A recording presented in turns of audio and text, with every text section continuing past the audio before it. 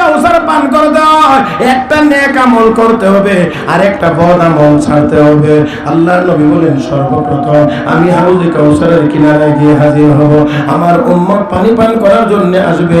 নবীর সাহাবী বলেন, ইয়া রাসূলুল্লাহ আতারিফুনা ইয়াউমাইদিন, ও নবী ওই দিন কি আপনি আমাদেরকে চিনবেন? বলেন, হ্যাঁ অবশ্যই আমি তোমাদেরকে চিনব।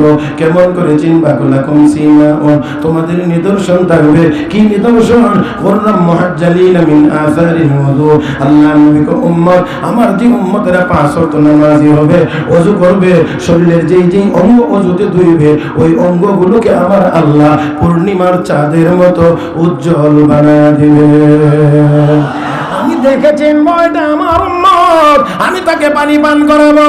আল্লাহর নবীর সাথে আবার এই কথাও বলেন, লা ইয়ারিদান্না আলাইয়া কওমুন আনা আরিফুহুম ওয়া হুম ইয়ারিফুনানি, আমার কাছে একদল মানুষ আসবে, আমি তাদেরকে চিনবো, তারাও আমাকে চিনবে, কিন্তু আমি পানি পান করানোর প্রস্তুতি নেব, এমন সময় ফেরেশতারা পর্দা ফেলে দেবে। আমি তখন বলবো, ফেরেশতারা পর্দা ফেলে দিলা কেন? তারা তো আমার উম্মত। নবী গো, ফাইন্নাকা লা তাদরি মা আহদাসু বাদাক, আপনি জানেন না আপনি দুনিয়া থেকে চলে আসার পরে তারা আপনার ধর্মটাকে কি পরিমাণ বিকৃত করেছে।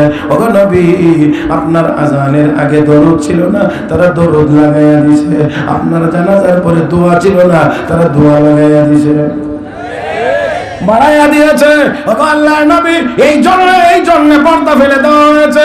আমার নবী তখন বলবেন, সোহকান সোহকান লিমান গায়্যারা বাদি, দূরা দূরা, আমার দিন যারা পরিবর্তন বিকৃত করেছো, তোমাদের জন্য তোদের জন্য হাউজে কাউসারের পানি নেই। তাহলে বোঝা গেল হাউজে কাউসার পান করতে হলে যেমন নামাজ লাগবে, তেমন আমল নামা থেকে বেদাত দূর করতে হবে।